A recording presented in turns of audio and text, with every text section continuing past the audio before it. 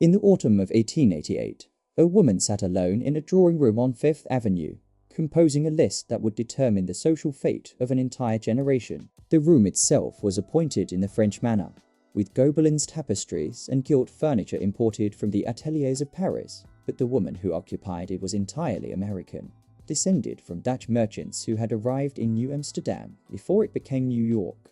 Her name was Caroline Webster Schermerhorn Astor, and in her hand she held the power to make or unmake fortunes, to elevate families into the rarefied circles of acceptable society, or to condemn them to the outer darkness of social oblivion. The list she was preparing would eventually contain approximately 400 names, though some counts suggest it held fewer, and it would come to define what it meant to belong in America during the closing decades of the 19th century. The number was not arbitrary. It corresponded, by most accounts, to the capacity of her ballroom, a space she considered the appropriate vessel for containing everyone who truly mattered in New York. If you went outside that number, her confidant Ward McAllister would later explain to reporters, you would strike people who were either not at ease in a ballroom or who made other people not at ease. The distinction was everything. Ease was the currency of belonging, and belonging was the only currency that old money recognized as legitimate. What Mrs. Astor could not have known, as she deliberated over which names would appear on her list and which would be consigned to social irrelevance, was that she was constructing something far more durable than a guest roster for her annual January ball. She was establishing the architecture of American exclusivity, a template that would survive the mansions that housed it, the families that enforced it, and even the woman who invented it. Within half a century, the private homes of Fifth Avenue would give way to towering apartment buildings. The ballrooms would become cooperative boards, and the calling cards would transform into board packages requiring reference letters and financial statements. But the essential mechanism would remain unchanged. A small group of people deciding who was acceptable to live among them and who was not. The only difference was that now the rejection would come with legal protection, shielded by something called the business judgment rule, which meant that the arbiters of exclusivity could exercise their power without ever having to explain why they had wielded it as they did. This is the story of how America's old money turned the apartment building into a status weapon. It begins in the parlors and ballrooms of the Gilded Age, but it continues through the lobbies and boardrooms of buildings that still dominate the Manhattan skyline. It is a story about the strange alchemy by which architecture became social control, and about how the children and grandchildren and great-grandchildren of the original gatekeepers have managed to perpetuate their power across generations that saw wars and depressions and technological revolutions that remade nearly every other aspect of American life. The buildings themselves have names that suggest permanence and grandeur: the Dakota, River House, 740 Park Avenue, the San Remo. Within their walls, dynasties have risen and fallen, fortunes have been won and squandered, celebrities have been embraced and rejected based on criteria that remain deliberately opaque. The mechanisms of exclusion have become so refined that they can now operate almost automatically, filtering out the unworthy without requiring any explicit acknowledgement that such filtering is taking place. And through it all, the apartments themselves have appreciated in value beyond anything their original builders could have imagined, becoming not merely places to live but tangible expressions of social position, addresses that confer legitimacy simply by appearing on a calling card or a return envelope. To understand how this came to pass requires returning to the moment before any of it existed, to a time when wealthy Americans still lived in individual houses, and the very concept of sharing a roof with strangers seemed incompatible with proper society. It requires understanding what Mrs. Astor was protecting when she composed her list, and what she feared losing to the waves of newly wealthy industrialists who were flooding into New York with fortunes that dwarfed her own but lacked the patina of time that she considered essential to respectability. It requires following the story through the decades that followed, as the economics of Manhattan real estate gradually made private homes impossible to maintain, and the old guard found themselves faced with an uncomfortable choice: abandon the city entirely, or find some new way to preserve their world within structures that they had previously considered beneath them. The solution they eventually devised was elegant in its simplicity and ruthless in its effectiveness. They would not merely move into apartment buildings, they would transform apartment buildings into extensions of Mrs. Astor's ballroom, spaces where admission required passing through gatekeepers who could never be compelled to explain their decisions. The architecture of exclusivity would survive the demolition of the mansions that had housed it. It would simply take a different form. Caroline Schermerhorn was born in 1830 into a family whose wealth derived from shipping, an enterprise that had connected colonial New York to the trading networks of the Atlantic world for more than a century. Her father, Abraham Schermerhorn, possessed a fortune of approximately $500,000 at the time of her birth, a sum that would translate to nearly $15 million in contemporary terms. More importantly, the Schermerhorn name carried with it the weight of generations, the unmistakable mark of belonging to what New Yorkers called the Knickerbocker elite. These were families descended from the original Dutch and English settlers of the city, people whose claims to social position rested not on the size of their fortunes but on the length of time those fortunes had been established. The Schermerhorns had been in New York since the city was still New Amsterdam. They had built churches and endowed institutions and married into other families of similar vintage. They belonged in a way that no amount of money could purchase, because belonging, by their definition, was precisely that which could not be bought. The world into which Caroline Schermerhorn was born operated according to rules that would seem almost incomprehensible to a modern observer. Social position was determined not by wealth alone, but by a complex calculus involving ancestry, breeding, education, and adherence to codes of behavior that were never written down, but were understood by everyone who mattered. The Knickerbockers lived in brownstone houses in neighborhoods that they considered appropriate to their station. They wore clothes that were expensive, but not ostentatious. They entertained at dinners that followed precise protocols regarding seating arrangements and conversational topics. They summered in Newport, Rhode Island, where they built what they called cottages, but which were in fact palatial estates designed to display their refinement to one another. They married within their circle, producing children who would perpetuate the same patterns and values and assumptions, and they regarded the world beyond their circle with a mixture of condescension and alarm, aware that forces were gathering that might someday threaten the careful order they had constructed. In 1853, Caroline Schermerhorn married William Backhouse Astor Jr., a union that brought together old Knickerbocker respectability and the Astor fortune, which was one of the largest in America. The original John Jacob Astor had arrived in New York as a poor German immigrant and had built his wealth through fur trading and real estate speculation. By the standards that Caroline Schermerhorn had been raised to respect, he was the worst kind of parvenu, a man whose fortune reeked of commerce and whose manners betrayed his humble origins. But that had been decades earlier, and the Astor money had passed through 2 generations of refinement. William Astor's father, William Backhouse Astor Sr., had devoted his life to managing the family properties and had acquired the patina of respectability that came with being born into wealth rather than having to earn it. By the time Caroline entered the family, the Astors had been rich long enough that their origins could be politely forgotten.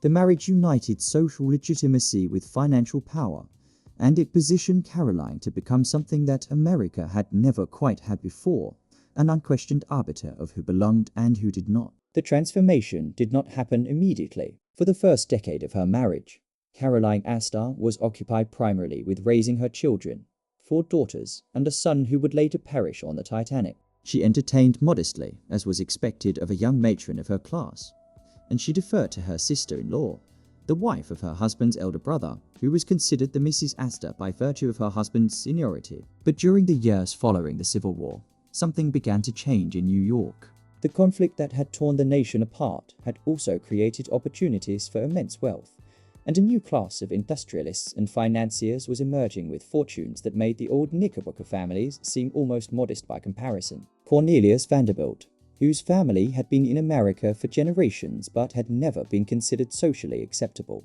was now one of the richest men in the world.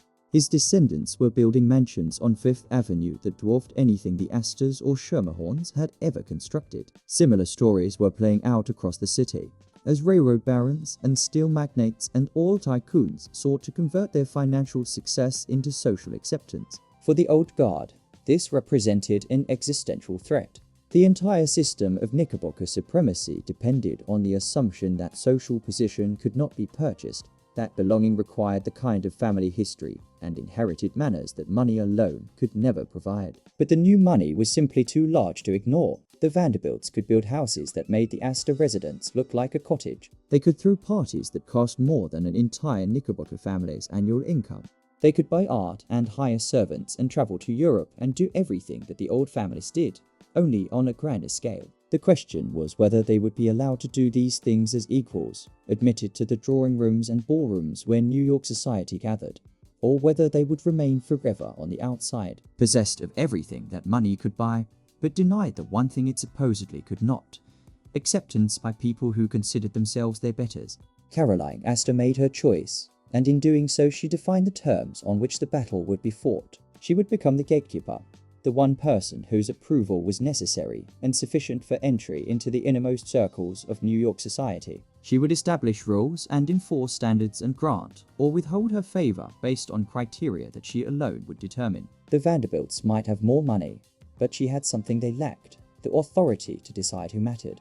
It was an audacious claim, particularly for a woman in an era when women were not supposed to exercise power directly. But Caroline understood that social power was different from political or economic power. It operated through tea services and dinner invitations, through the subtle choreography of seating arrangements and the carefully calibrated warmth of greetings extended or withheld. A man could build a railroad or corner a market, but he could not compel Mrs. Astor to receive his wife. And if Mrs. Astor declined to receive his wife, all the railroads in the world would not make him socially acceptable. The instrument of her authority was the list, and the guardian of the list was Ward McAllister, a Southern dandy who had attached himself to Caroline Astor and had made himself indispensable as her social secretary and advisor.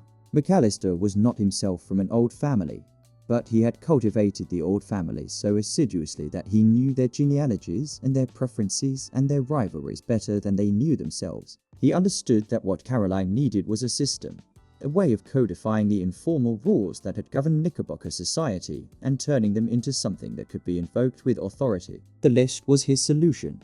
It would contain the names of everyone who was acceptable, everyone who could be safely invited to Mrs. Astor's ball without risk of contaminating the atmosphere with their presence. To be on the list was to exist in the only sense that mattered. To be off the list was to be a nobody, regardless of how much money you had or how grand your house might be. The process by which names were added to or removed from the list was never explained and was presumably known only to Mrs.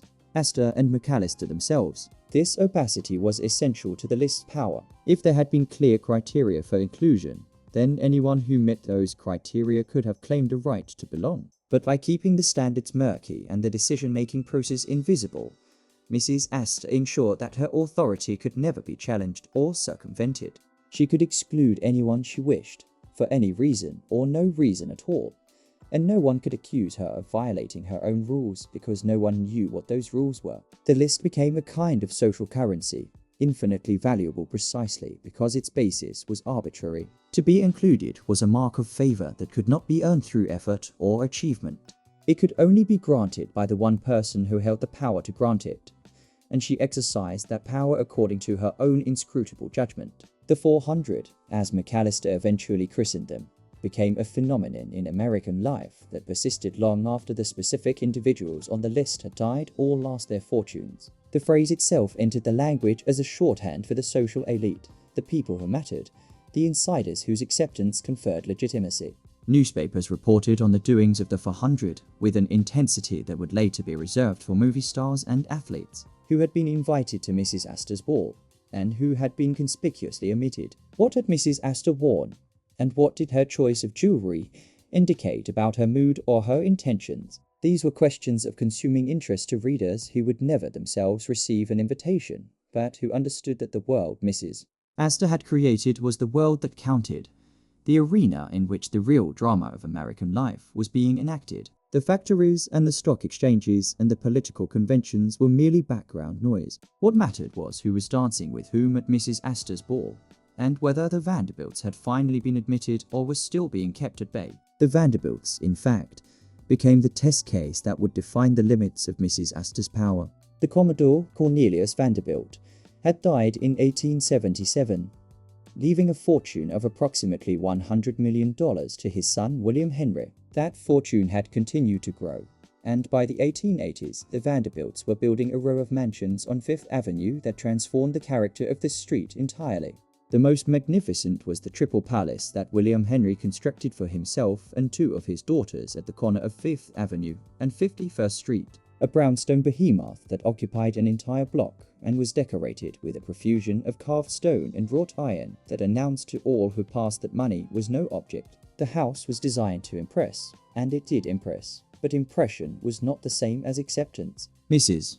Astor continued to treat the Vanderbilts as socially invisible, declining to call on them, or to receive them, or to include them on the list that governed everything that mattered. The confrontation came in 1883, when Alva Vanderbilt, the wife of William Henry's son William Kissam, determined that she would force Mrs. Astor's hand. Alva was a woman of formidable will who had married into the Vanderbilt family precisely because she understood its potential as a vehicle for social ambition. She announced that she would throw a costume ball at the new mansion she and her husband had built at 665th Avenue, and she began planning an event of such magnificence that anyone who mattered in New York would feel compelled to attend. The ball would feature 1,000 guests in historical costumes, an orchestra, elaborate decorations, and a supper that would demonstrate the scale of Vanderbilt hospitality. It was designed, in other words, to be the social event of the decade, something so spectacular that not even Mrs. Astor could pretend it was not happening. The problem for Mrs. Astor was that her daughter Carrie had set her heart on attending. The young women of the 400 were practicing the dances they would perform at the ball, organizing quadrilles that would be the highlight of the evening. Carrie Astor had been rehearsing with her friends, learning the complicated steps of the Star Quadrille, which would be danced by a select group of young ladies in costumes designed to represent the constellations. But Alva Vanderbilt, with calculated precision, let it be known that she could not possibly send an invitation to someone whose mother had never called on her. It was a masterstroke of social warfare. By the rigid rules of Knickerbocker etiquette, Alva was technically correct. You did not invite someone to your home unless that person's mother had recognized you by paying a social call. Mrs. Astor had never called on Alva Vanderbilt, which meant that Carrie Astor could not be invited, which meant that she could not dance in the quadrille she had been rehearsing for weeks. Mrs. Astor faced a choice. She could maintain her position and condemn her daughter to missing the most talked about event of the season, or she could capitulate and acknowledge that the Vanderbilts had finally forced their way into acceptable society. In the end, she chose to capitulate, though she did so in a way that preserved as much of her dignity as possible. She directed her coachman to drive her carriage to the Vanderbilt mansion, where she left her calling card, the small rectangle of engraved paper that served as the universal ticket of admission to polite society. The gesture was freighted with meaning. By leaving her card, Mrs. Astor was acknowledging that Alva Vanderbilt existed, that she was a person worthy of social recognition, that the great barrier that had separated the Vanderbilts from acceptable society had finally been breached. The invitation to Carrie Astor followed immediately, and when the ball took place on the evening of March 26, 1883, both the Astor and the Vanderbilt families were in attendance, occupying the same space for the first time in memory. The significance of this event extended far beyond the immediate social implications. What Mrs. Astor had demonstrated, even in her defeat, was that the power to include and exclude was real, that it could be wielded to force even the wealthiest people in America to seek approval from those who possessed the authority to grant it.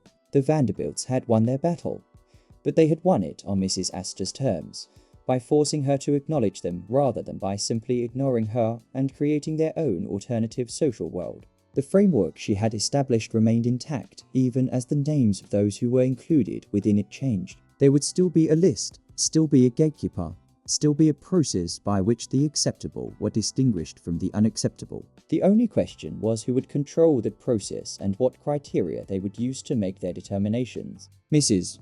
Astor had shown that such control was possible, that social power could be concentrated in a single individual and exercised with consequences that affected people's lives in tangible ways. The question that remained was how that power would evolve as the world around it changed. The mansions of Fifth Avenue were designed to last forever, but forever proved to be shorter than anyone expected. Within a generation of their construction, the economics of maintaining them had become prohibitive for all but the wealthiest families, and even the wealthiest were beginning to wonder whether the effort was worthwhile. A single house required a staff of servants that could number in the dozens, butlers and footmen and housemaids and cooks and laundresses and coachmen and stablemen, each with their own wages and room and board and uniforms and the 1,000 small expenses that accumulated into a staggering annual cost. The house itself demanded constant attention, its plumbing and heating systems requiring regular repair, its vast spaces consuming coal and gas in quantities that seemed designed to drain even the most substantial fortune. And then there were the property taxes, which rose relentlessly as the value of Manhattan real estate increased, making the privilege of owning a Fifth Avenue mansion an ever more expensive proposition with each passing year. The War Revenue Act of 1917 delivered what would prove to be a fatal blow to the mansion as a way of life. The federal government, seeking revenue to fund America's entry into the First World War, raised the highest income tax rate from 15% to 67%, a change that transformed the financial calculations of even the wealthiest families. Money that had previously been available for maintaining elaborate establishments was now being claimed by the government, leaving less for servants and upkeep and the endless small expenditures that mansion living required. At the same time, the servant class that had made such establishments possible was beginning to disappear, as immigration restrictions reduced the supply of newcomers willing to work in domestic service, and industrial employment offered alternatives that seemed preferable to a life of deference and long hours in someone else's household. The old way of living was becoming unsustainable, not because of any single catastrophic event, but because of a gradual accumulation of pressures that made the maintenance of private mansions increasingly difficult and decreasingly attractive. The alternative that presented itself was the apartment building, a form of housing that wealthy Americans had traditionally regarded with something approaching horror. In the European cities that served as models for American high society, apartment living was entirely respectable, even fashionable. The great apartment houses of Paris and London and Vienna housed families of wealth and distinction who saw nothing shameful in sharing a roof with their neighbors. But in America, the apartment was associated with tenements and poverty, with immigrants packed into airless rooms on the Lower East Side, with a way of life that seemed fundamentally incompatible with the privacy and dignity that wealthy families expected. The very word apartment carried connotations of cramped quarters and shared facilities, of a mode of existence that was adequate for those who could afford nothing better, but was certainly not suitable for people of means and social standing. The challenge for anyone who hoped to change this perception was to create apartment buildings that were so luxurious, so well appointed, so demonstrably superior to anything that had come before that wealthy families would be willing to overcome their prejudices and embrace them. This was the challenge that Edward Cabot Clark set himself in the late 1870s, when he determined to build an apartment building that would rival any private mansion in comfort and exceed most in convenience. Clark was not himself from the Knickerbocker elite, but he was wealthy beyond what most Knickerbockers could imagine. His fortune derived from his partnership with Isaac Merritt Singer in the sewing machine business that had transformed domestic labor in America and had generated profits on a scale that made even the Astor fortune seem modest. Clark was a lawyer by training, cautious and methodical where his partner Singer had been flamboyant and reckless. He had watched Singer create scandal after scandal with his multiple families and his extravagant lifestyle, and he had quietly managed the business that made all of Singer's excesses possible. By the time Singer died in 1875, Clark was effectively in control of an enterprise that was generating millions of dollars annually, and he was ready to do something with that wealth that would demonstrate his own vision of how life in New York should be lived. The site Clark selected for his experiment was as remote from fashionable society as it was possible to be while remaining on Manhattan Island. The Upper West Side in 1880 was not a neighborhood in any meaningful sense. It was a landscape of rocky outcrops and wooden shacks and scattered farms, accessible only with difficulty from the commercial and social centers of the city to the south. Central Park had been open for 2 decades, but its presence had done almost nothing to stimulate development on its western flank. The land was cheap precisely because nobody wanted it, and this suited Clark's purposes perfectly. He was not trying to build something that would fit into an existing neighborhood. He was trying to create a neighborhood, to demonstrate that luxury apartment living could attract residents even to a location that seemed impossibly distant from everything that mattered. If he succeeded in filling his building here, on the edge of what might as well have been wilderness, then he would have proven that the concept could work anywhere. The building Clark commissioned would be called a Dakota, a name that allegedly reflected its remote location, as distant from civilization as the Dakota Territories in the American West. Whether Clark himself gave the building this name, or whether it was bestowed by skeptics who considered the project a folly remains a matter of dispute, but the name stuck and became inseparable from the building's identity. The architect Clark hired was Henry Janeway Hardenberg, a young man in his early 30s, who had designed a smaller apartment building for Clark a few years earlier and had proven himself capable of translating his client's ambitions into built form. Hardenberg's design for the Dakota would be unlike anything New York had seen before.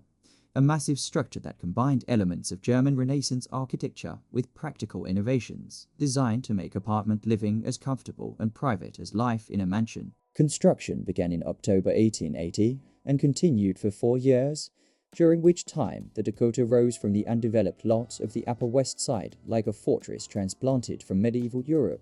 The building was faced in buff-colored brick with sandstone trim and terracotta ornamentation, its roofline bristling with gables and dormers and chimneys that created a silhouette unlike anything else in the city. The structure was organized around a central courtyard large enough to accommodate horse-drawn carriages, allowing residents to be delivered to their apartments without ever stepping onto the public street.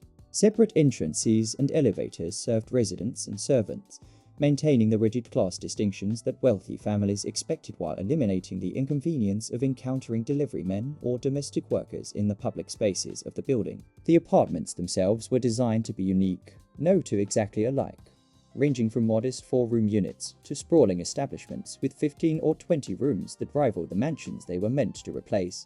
Clark spared no expense in fitting out the building with amenities that would make apartment living not merely tolerable but positively desirable. There was a dining room on the ground floor, finished in the manner of an English baronial hall, where residents could take meals prepared by professional staff and served by uniformed waiters. A network of dumbwaiters connected this dining room to kitchens throughout the building, allowing residents to have hot meals delivered to their own apartments if they preferred to dine privately. There was a laundry service that would collect, wash, iron, and mend residents' clothing, returning each garment wrapped in pink tissue paper and arranged in wicker baskets. There were tennis courts and croquet lawns on the adjacent lot, recreational facilities that would have required extensive grounds if attached to a private home, but were here shared among all the building's residents. There was a central heating system that eliminated the need for individual furnaces and the staff to maintain them. There were electric lights at a time when most of Manhattan still relied on gas. There was, in short, everything that the most demanding resident could possibly want, provided with an efficiency and a level of service that no private household could hope to match. The question was whether anyone would actually come to live in this palace at the edge of civilization. Clark himself did not live to see the answer. He died in October 1882, more than 2 years before the building was ready for occupancy. The Dakota was completed by his heirs and opened its doors in the autumn of 1884, and the response exceeded anything the skeptics had predicted. The building was fully rented before it even opened, with a waiting list of families eager to secure one of its unique apartments. The people who came were not from the very top of New York society, not from Mrs.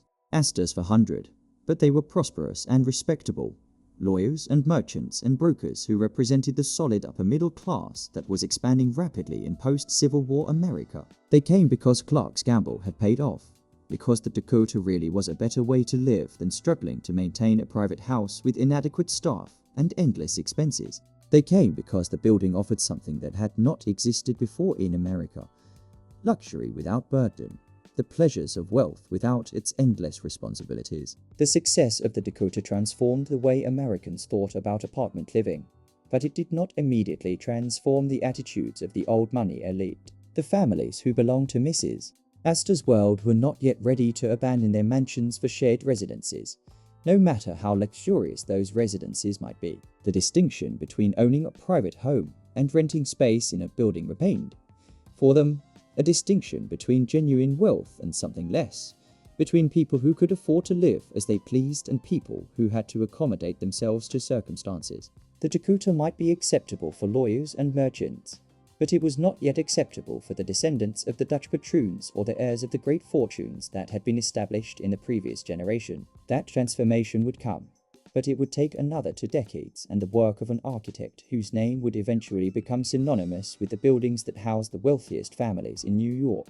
Rosario Candela arrived in America in 1909, a young man of 19 who had been born in a small town in Sicily and whose father worked as a plasterer. Nothing in his background suggested that he would become the architect of choice for New York's most demanding families, the designer of buildings that would house Rockefellers and Astors and the kind of old money establishment that had previously considered apartment living beneath their dignity. But Candela possessed gifts that transcended his humble origins. An intuitive understanding of proportion and flow and the relationship between spaces that made his apartments uniquely suited to the kind of life his wealthy clients wished to lead. He enrolled in the architecture program at Columbia University and proved so talented that, according to legend, his desk was roped off from other students to prevent them from copying his work. By the time he graduated in 1915, he had already begun to attract attention from developers who recognized that his designs could command premium prices from buyers who were willing to pay for quality that exceeded anything else on the market. The economic conditions of the 1920s created a perfect environment for Candela's talents to flourish. The income tax rates that had been raised during the war remained high, making mansion living increasingly impractical. At the same time, the stock market was generating enormous paper wealth that created demand for housing that reflected the status of those who possessed it. Park Avenue, which had been covered with railroad tracks throughout the 19th century, was transformed by the electrification of the New York Central line and the covering of the tracks with a grand boulevard lined with apartment buildings. Fifth Avenue, which had been the address of choice for the mansion building elite, was now flanked by buildings that rose 10 and 15 and 20 stories. Their apartments stacked vertically in the sky. The question was no longer whether wealthy Americans would live in apartments. The question was which apartments would be considered acceptable for the truly elite, and by what mechanisms their exclusivity would be maintained. Candela's contribution to this transformation went beyond mere architecture. His buildings were beautifully designed, with floor plans that flowed gracefully from room to room and proportions that pleased the eye without drawing attention to themselves. But they were also designed to facilitate a particular way of life, a way of life that preserved the essential elements of mansion living while adapting them to the vertical format of the apartment building. His apartments featured grand entrance galleries that served as receiving spaces, rooms large enough to accommodate the kind of entertaining that old money families considered essential to their social position. They included servant wings with separate entrances and circulation paths, allowing domestic staff to move through the residence without disturbing the family. They offered fireplaces and crown moldings and the kind of craftsmanship that announced, without stating explicitly, that this was a residence for people of consequence, and they were arranged within buildings whose facades announced their seriousness of purpose. Limestone exteriors that suggested permanence and solidity. Designs that eschewed the frivolous ornamentation of earlier apartment buildings in favor of a restrained classicism that old money families found reassuring. The building that would come to epitomize everything Candela represented was 740 Park Avenue, completed in 1930 at the corner of 71st Street. The structure was developed by James T. Lee, the man whose own social ambitions would be realized through his granddaughter Jacqueline, who would become First Lady of the United States. The apartments were designed with floor plans that seemed almost impossibly generous. The largest unit, a triplex that would eventually be occupied by John D. Rockefeller Jr., contained somewhere between 23 and 37 rooms depending on how one counted hallways and servants' quarters, with 14 bathrooms and more than 20,000 square feet of living space. This was not apartment living as the term had traditionally been understood. This was mansion living translated into a vertical format, with all the grandeur and privacy that the wealthiest families in America could demand. The residents who gathered at 740 Park Avenue represented a careful mixture of old money and carefully vetted new money, families whose presence would reinforce the building's reputation for exclusivity. Rockefeller himself was perhaps the most prestigious resident, the son of the most controversial industrialist in American history, but by now thoroughly established as a philanthropist and patron of the arts whose family name had been largely rehabilitated from its robber baron associations. Other residents included members of the Chrysler family and various Vanderbilt descendants, names that carried weight in boardrooms and ballrooms alike. But the building's exclusivity was maintained not by the presence of famous names alone. It was maintained by a process of selection that ensured everyone who lived there had been deemed acceptable by the community they were joining. This was the innovation that would distinguish cooperative apartment buildings from the condominiums that would later become prevalent. In a cooperative, you were not simply buying property. You were buying shares in a corporation that owned a building, and that corporation had the right to approve or reject any potential purchaser for any reason or no reason at all. The cooperative structure solved a problem that had plagued luxury apartment buildings since their inception, how to ensure that your neighbors would be the kind of people you wanted to live beside. In a rental building or a condominium, anyone with sufficient funds could take up residence, regardless of whether the existing residents considered them suitable. But in a cooperative, the board of directors had absolute authority to approve or reject any transfer of shares, which meant that no one could move in without the consent of the people who already lived there. This was precisely the mechanism that old money families required to feel comfortable abandoning their mansions for apartment life. They were not losing control over their environment. They were merely shifting that control from the individual level to the collective level. Instead of each family policing its own neighborhood by choosing where to live and whom to associate with, all the families in a building would collectively police their shared community by deciding together who would be allowed to join them. The power this arrangement conferred was enormous, and it was wielded with a casualness that suggested everyone involved considered it perfectly natural. Prospective buyers would submit applications that included not merely financial information but personal references, club memberships, educational backgrounds, and whatever else the board chose to request. These applications would be reviewed by board members who were themselves residents of the building, people who had a personal stake in ensuring that anyone admitted would meet the standards of the community. If the application was found wanting, it would be rejected, and the board was under no obligation to explain why. The business judgment rule, a doctrine developed in the context of corporate law, protected the board's decisions from judicial scrutiny as long as those decisions were made in good faith and in the best interests of the cooperative as a whole. This meant that boards could reject applicants for virtually any reason, including reasons that would be transparently discriminatory in any other context, as long as they did not explicitly admit to discriminating on the basis of categories protected by law. The resemblance to Mrs. Astor's list was not coincidental. What the cooperative boards were doing was precisely what Mrs. Astor had done, establishing themselves as gatekeepers who controlled access to a desirable social space and who exercised that control according to standards that were never fully articulated but were understood by everyone who mattered. The criteria had changed somewhat since Mrs. Astor's day. Financial stability was now a more explicit consideration, and the category of people who might be found acceptable had expanded beyond the narrow circle of Knickerbocker families who had dominated the 400. But the essential mechanism remained the same: a small group of insiders deciding who was worthy of admission and who was not, with no obligation to explain their decisions and no meaningful appeal for those who were rejected. The apartment building had become a continuation of Mrs. Astor's ballroom by other means, a space where exclusivity was enforced not by calling cards and social calls, but by board packages and interviews and the quiet exercise of collective judgment. River House rose at the eastern edge of Manhattan in 1931, a 26-story Art Deco tower designed by William Lawrence Bottomley and positioned at the terminus of 52nd Street, where it met the East River. The building's location was deliberate and unusual, rather than fronting on one of the prestigious avenues that had become synonymous with Manhattan luxury. It occupied a site that seemed almost to turn its back on the city, facing outward toward the water with a private garden and, most remarkably, a pier where residents could dock their yachts.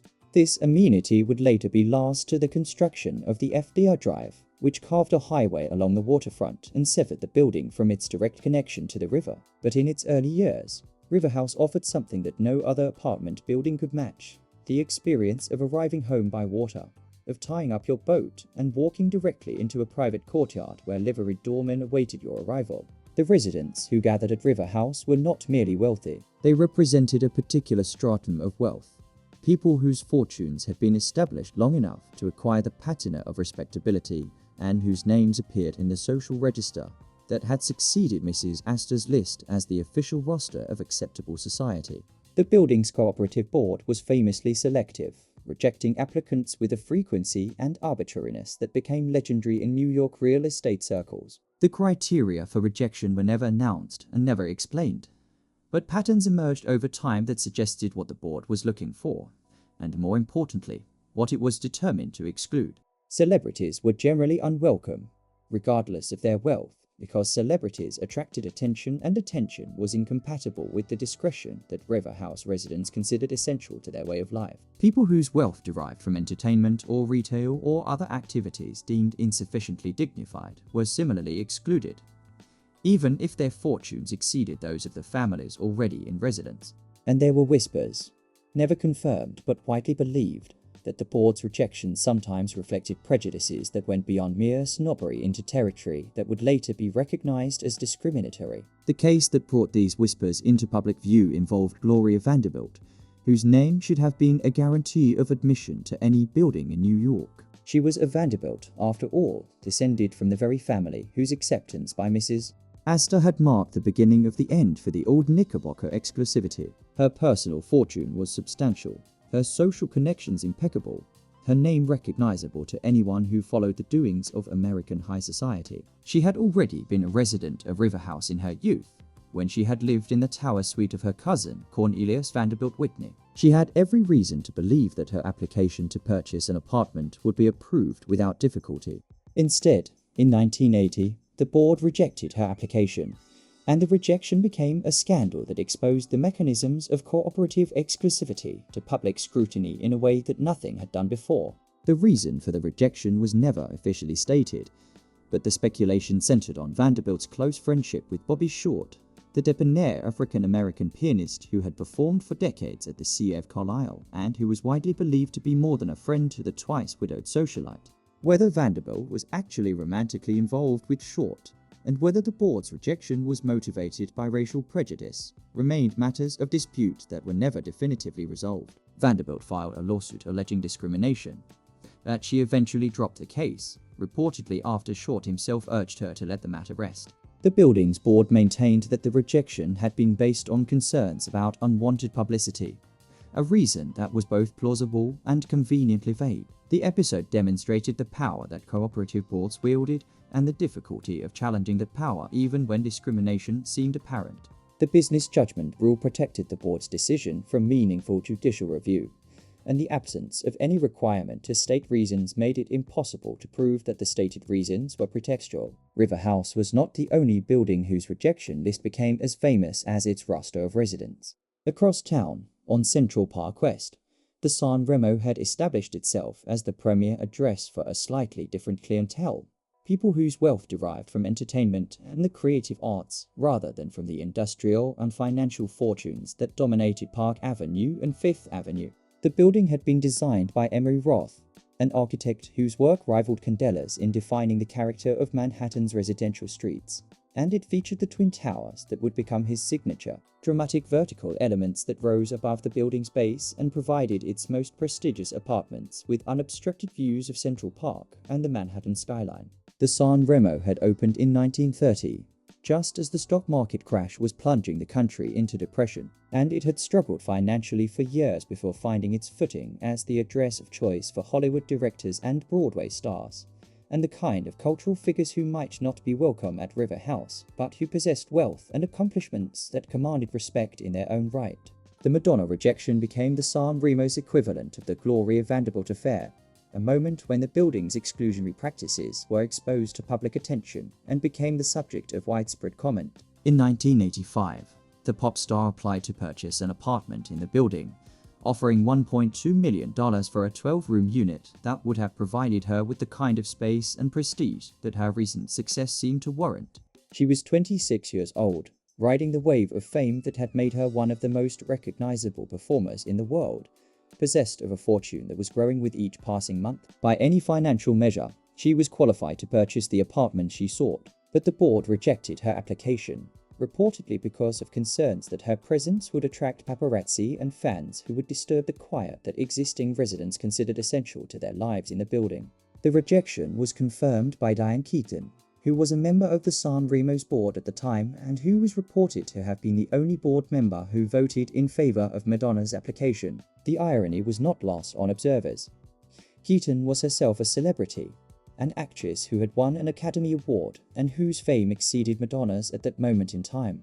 She lived in the San Remo precisely because it had traditionally been welcoming to people in the entertainment industry, unlike the more socially conservative buildings of Park Avenue and Fifth Avenue. But even among the relatively liberal residents of the San Remo, Madonna represented something beyond what was considered acceptable.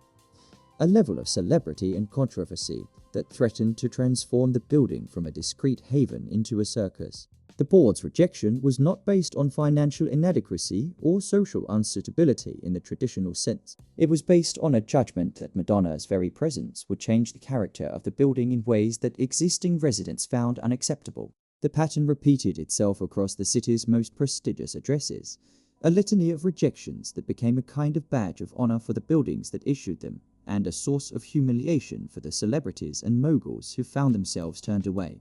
Richard Nixon, the former president of the United States, was rejected by an apartment building after his resignation in disgrace, apparently on the grounds that his security requirements would be disruptive and his notoriety would attract attention that the building preferred to avoid. Barbara Streisand, one of the most acclaimed performers of her generation, was rejected by both 740 Park Avenue and 1107 Park Avenue, buildings whose boards apparently concluded that her fame outweighed whatever prestige her presence might confer.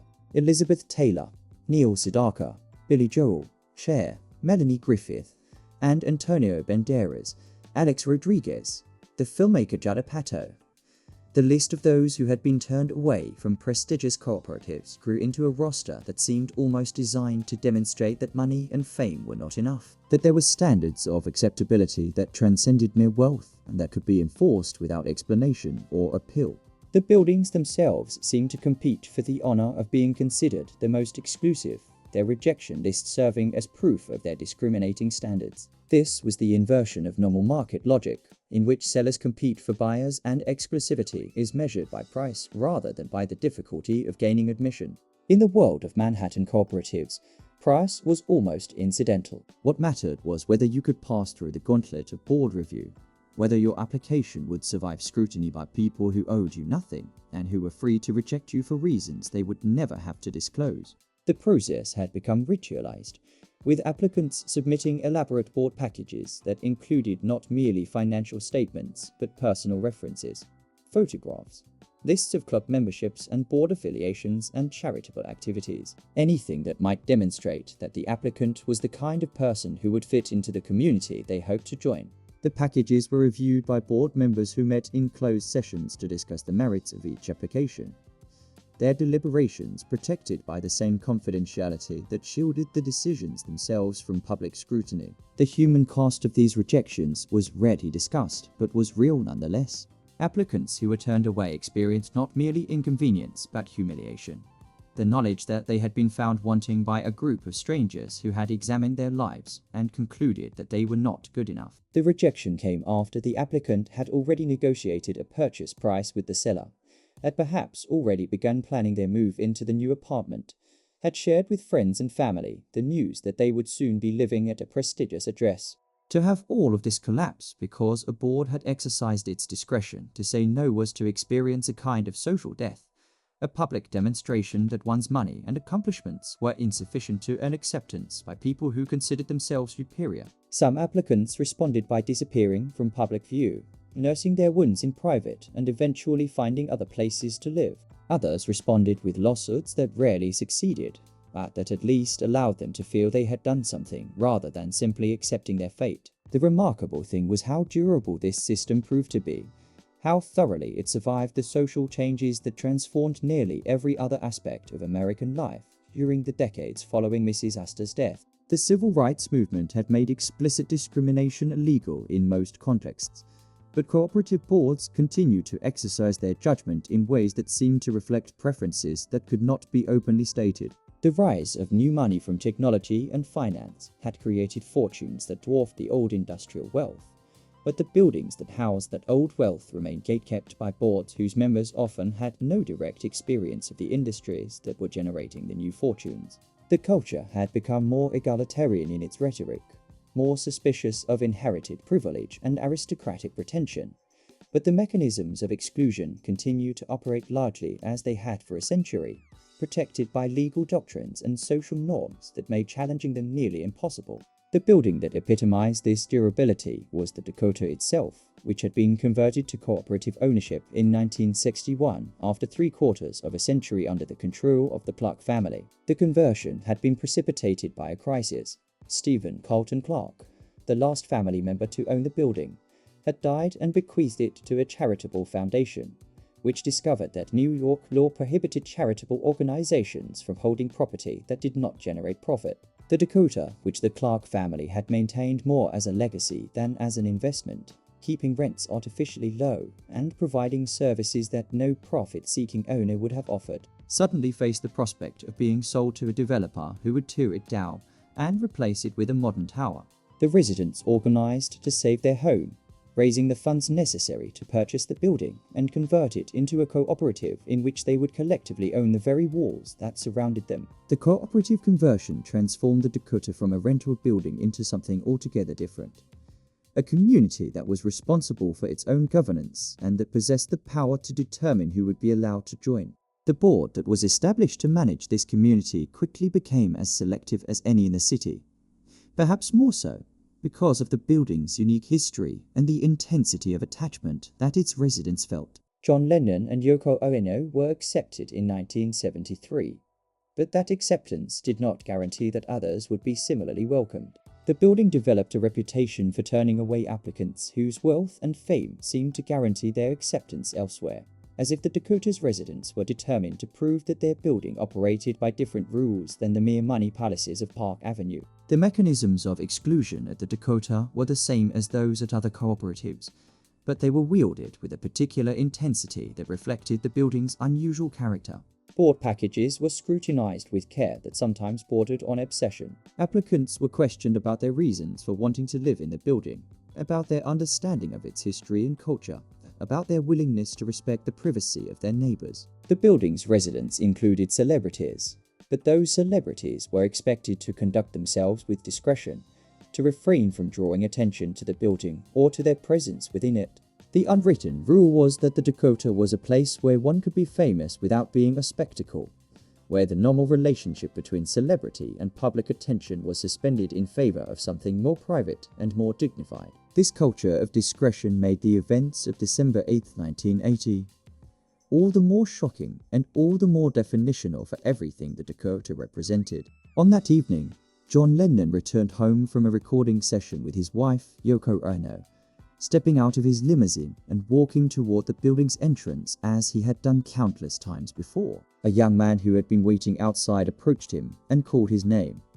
and when Lennon turned, the man fired 5 shots from a revolver, 4 of which struck Lennon in the back and shoulder. Lennon staggered into the building's vestibule and collapsed, and within minutes he was dead, killed at the threshold of the home he had chosen because it offered sanctuary from the world of fame that had consumed his earlier life. The murder transformed the Dakota from a prestigious address into something more like a shrine, a place of pilgrimage for fans who gathered outside its gates to mourn and to remember. The building's residents, who had chosen their home precisely because it offered privacy and discretion, found themselves living in one of the most photographed locations in New York, surrounded by grieving strangers who left flowers and candles and photographs at the entrance where Lennon had fallen. The irony was profound. The building that had promised escape from celebrity was now defined by the most famous act of violence in the history of celebrity culture. The Dakota's residents responded by becoming more protective of their privacy, more determined than ever to exclude anyone whose presence might attract the kind of attention that had already descended upon them. The killing had demonstrated, in the most brutal possible way, the dangers of fame and the impossibility of truly escaping it, even behind the walls of the most exclusive address in New York. Yoko Ono remained in the Dakota for more than 4 decades after her husband's death, a presence that reminded everyone who saw her of what had happened in the building's entrance. She established the Strawberry Fields Memorial in Central Park, directly across the street from the building, creating a public space where fans could gather and remember without intruding on the Dakota itself. The memorial featured a circular mosaic with the word Imagine at its center, a reference to the song that had become Lennon's most enduring legacy and a statement of the values he had espoused. From her windows in the Dakota, Ono could look down at the mosaic and at the visitors who gathered there, a constant reminder of the public dimension of a life that had been lived largely behind private walls. The Dakota's transformation from exclusive residence to murder site to memorial pilgrimage destination illustrated something important about the relationship between old money and the buildings that housed it. These buildings had been designed to provide privacy and exclusivity, to shield their residents from the chaos and intrusion of the world outside their walls. but that privacy was always fragile, always dependent on the willingness of the outside world to respect the boundaries that the building's residents had established. The cooperative board could reject any applicant it chose, could exclude anyone whose presence seemed likely to attract unwanted attention, but it could not prevent a disturbed fan from waiting outside with a gun. The walls of the Dakota were not as impermeable as they seemed. The mechanisms of exclusion could keep out unwanted residents, but could not keep out violence or grief or the relentless appetite of public attention for the lives of the famous. The lesson that the Dakota's tragedy taught was that exclusivity had limits, that no amount of careful screening could guarantee safety or privacy in a world where fame made you a target for attention you had not sought and could not control. The cooperative boards could continue to exercise their judgment, rejecting applicants whose celebrity seemed likely to attract paparazzi or whose wealth derived from sources the board found distasteful. But they could not control what happened beyond their walls, could not prevent the world from intruding in ways that made a mockery of their careful gatekeeping. The buildings that housed old money were not fortresses, they were stages on which the drama of American wealth and celebrity was enacted, visible to anyone who cared to watch regardless of whether those inside had chosen to put themselves on display. The legal doctrine that protected the cooperative boards in their exercise of exclusionary power had its origins not in housing law, but in corporate governance, a body of principles developed over centuries to govern the relationship between shareholders and the directors who managed their investments. The business judgment rule, as it came to be known, held that courts should defer to the decisions of corporate directors as long as those decisions were made in good faith in the best interests of the corporation and within the scope of the director's authority. The rationale was straightforward. Judges were not business people, and they should not second-guess the decisions of those who possessed expertise and information that the courts lacked. If directors made mistakes, the market would punish them through declining stock prices and shareholder revolt. Judicial intervention was unnecessary and would only discourage competent people from serving as directors, knowing that their decisions would be subject to legal scrutiny by judges who knew nothing about the businesses they were evaluating. The application of this doctrine to cooperative housing required a conceptual leap that New York courts made without apparent difficulty.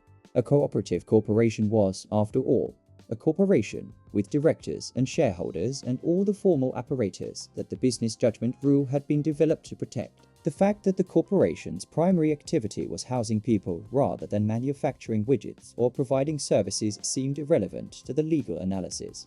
What mattered was that the board of directors was making decisions on behalf of the shareholders, decisions that required the exercise of judgment about what was in the best interests of the corporate enterprise. If those decisions included determining who would be allowed to purchase shares and become a resident, then courts would defer to the judgment just as they would defer to any other corporate decision, unless there was evidence of bad faith or self-dealing or discrimination based on categories protected by civil rights law. The landmark case that established this principle in New York was Lewandowski v. Eck, 1 Fifth Avenue Apartment Corp., decided by the state's highest court in 1990. The case involved a dispute between a shareholder and the board over an alteration to the shareholder's apartment, but its implications extended far beyond the specific facts at issue. The court held that cooperative boards were entitled to the same deference under the business judgment rule that was afforded to the boards of ordinary business corporations, and that courts should not interfere with board decisions unless there was evidence that the board had acted outside its authority, in bad faith, or in a discriminatory manner. The decision effectively immunized cooperative boards from legal challenge in all but the most egregious cases, creating a zone of discretion within which boards could do essentially whatever they wished without fear of judicial second-guessing. The practical implications of Lewandowski were enormous, particularly for applicants who were rejected by cooperative boards. Before the decision, there had been at least some uncertainty about whether courts might intervene to protect rejected applicants, particularly if the rejection seemed arbitrary or discriminatory. After Lewandowski, that uncertainty was largely resolved in favor of the boards. Courts would not inquire into the reasons for a rejection unless the applicant could present evidence of discrimination based on a protected category, like race or religion or national origin. The burden of proving such discrimination fell entirely on the rejected applicant, who typically had no access to the deliberations of the board and no way of knowing what had actually motivated the rejection. The boards were not required to state their reasons, and their failure to do so could not be held against them. The result was a system in which boards could reject applicants for any reason they chose, securing the knowledge that their decisions would be upheld as long as they avoided explicit statements of discriminatory intent. The protection afforded by the business judgment rule was not absolute, and courts occasionally found ways to hold boards accountable for decisions that seemed particularly egregious.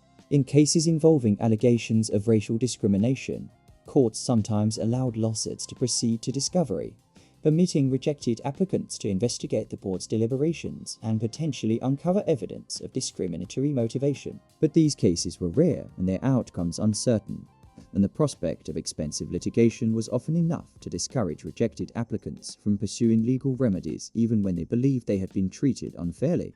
The system was designed to favor the boards, and it did favor them, producing outcomes that would have seemed perfectly familiar to Mrs. Astor and her gatekeeping predecessors. The families who controlled the boards of the most prestigious buildings were not, for the most part, the same families who had inhabited those buildings in earlier generations.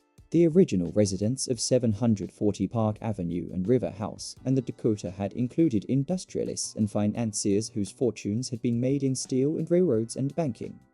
People whose names appeared in the social register and whose children married within the circle of acceptable society. But those families had dispersed over the decades, their fortunes divided among successive generations of heirs, their members scattered to other cities and other countries and other ways of life. The buildings remained, but the continuity of their populations was maintained not by the perpetuation of specific families, but by the perpetuation of the mechanisms that determined who was acceptable as a neighbor. This was perhaps the most remarkable achievement of the system that Mrs. Astor had established and that the cooperative boards had inherited. It was self-perpetuating, capable of reproducing itself across generations without requiring the continued involvement of any particular individuals. The boards were composed of residents who were themselves selected by earlier boards, people who understood the criteria for acceptability because they had been subjected to those criteria themselves. They knew what kind of applicant would be welcomed and what kind would be rejected, not because anyone had written down the rules, but because the rules were embedded in the culture of the buildings and were transmitted from one generation of board members to the next. A new board member learned the standards by observing how existing members evaluated applicants, by participating in deliberations that made explicit the considerations that were normally left unstated, by absorbing the accumulated wisdom of decades of gatekeeping. The process was informal and intuitive, but it was effective, producing decisions that maintained the character of the buildings even as the specific individuals who lived in them changed. The characteristics that boards valued were difficult to articulate precisely, but they coalesced around a concept that might be called discretion, a willingness to conform to the expectations of the community without requiring that those expectations be spelled out in detail. Applicants who seemed likely to attract attention, whether through celebrity or controversy or eccentricity, were viewed with suspicion regardless of their financial qualifications. Applicants whose wealth derived from sources the board considered vulgar or mouveau were similarly suspect, even if their bank balances exceeded those of residents whose fortunes had been established generations earlier. The ideal applicant was someone who would blend into the existing community seamlessly, whose presence would not alter the character of the building or require other residents to adjust their expectations. This was a conservative standard in the literal sense. It was designed to preserve what already existed rather than to accommodate change or novelty. The conservatism of the cooperative boards was both their greatest strength and their greatest vulnerability. It ensured stability and continuity, protecting buildings from the disruption that might accompany the arrival of residents who did not share the values of the existing community.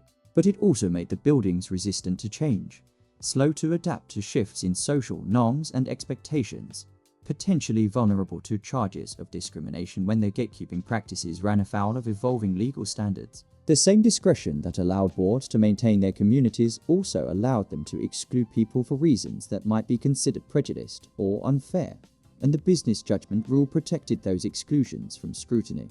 The result was a system that could perpetuate practices that the broader society had come to condemn, practices that survived within the cooperative world because the mechanisms of accountability that operated elsewhere had been disabled by legal doctrine and social custom. The tension between cooperative exclusivity and broader social norms came to a head repeatedly over the decades, usually when a rejection involved an applicant whose characteristics made the reasons for that rejection seem obvious. Gloria Vanderbilt's rejection at River House raised questions about whether the board's decision was motivated by racial prejudice related to her companion Bobby Short. Madonna's rejection at the San Remo raised questions about whether the board was discriminating against her on the basis of her celebrity status or her provocative public persona. Each rejection sparked public debate about the limits of cooperative authority, about whether boards should be permitted to exclude people for reasons that seemed arbitrary or discriminatory, about whether the business judgment rule provided too much protection for decisions that might reflect bias rather than legitimate corporate interest. The boards responded to these controversies with silence, as they were entitled to do under the law. They issued no statements explaining their decisions, offered no defense of their reasoning, provided no opportunity for public scrutiny of their deliberations. The rejected applicants were left to speculate about what had motivated their rejection, to wonder whether they had been turned away because of something in their application or because of something about themselves that the board found objectionable.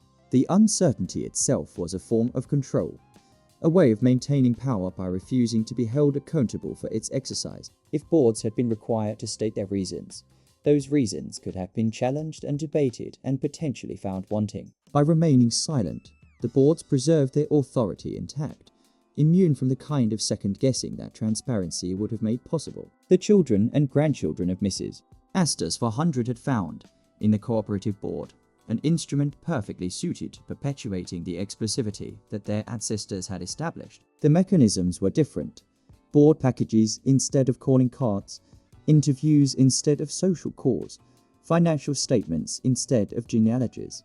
But the essential function was the same: a small group of insiders determining who was acceptable and who was not, exercising that power according to standards that were never fully articulated but were understood by everyone who mattered. The only difference was that now the power had legal protection, shielded by doctrines that had been developed for entirely different purposes, that served remarkably well to preserve the prerogatives of the wealthy against challenges from those they chose to exclude. The buildings themselves became monuments to this power, physical expressions of a social order that their architects had not consciously intended, but that their residents had deliberately cultivated. When you looked up at the limestone facade of 740 Park Avenue or the twin towers of the San Remo or the gabled roofline of the Dakota, you were looking at more than architecture. You were looking at the accumulated result of a century of gatekeeping, at buildings whose residents had been filtered through processes designed to ensure that only the acceptable would be admitted. The beauty of the buildings was real, the product of architects like Candela and Roth and Hardenberg, who had brought genuine talent to the task of housing wealthy families. But that beauty served a purpose beyond aesthetics. It signaled exclusivity, announced that these were places where standards were maintained and where not everyone could aspire to live regardless of how much money they might possess. The question that remained unanswered, and perhaps unanswerable, was whether this system of exclusion served any legitimate purpose beyond the perpetuation of privilege. The boards would have argued that it did, that maintaining the character of their buildings required the ability to screen prospective residents and to exclude those whose presence might disrupt the community. A building full of celebrities would be impossible to secure. A building full of people who threw loud parties would be impossible to live in peacefully. A building full of residents who did not share basic values about privacy and discretion would lose the very qualities that made it attractive in the first place. The power to exclude was not simply an exercise in snobbery. It was a practical necessity for maintaining communities that worked, places where people could live together in reasonable harmony without constant conflict over noise and behavior, and the thousand small irritations that arise when strangers share a common space.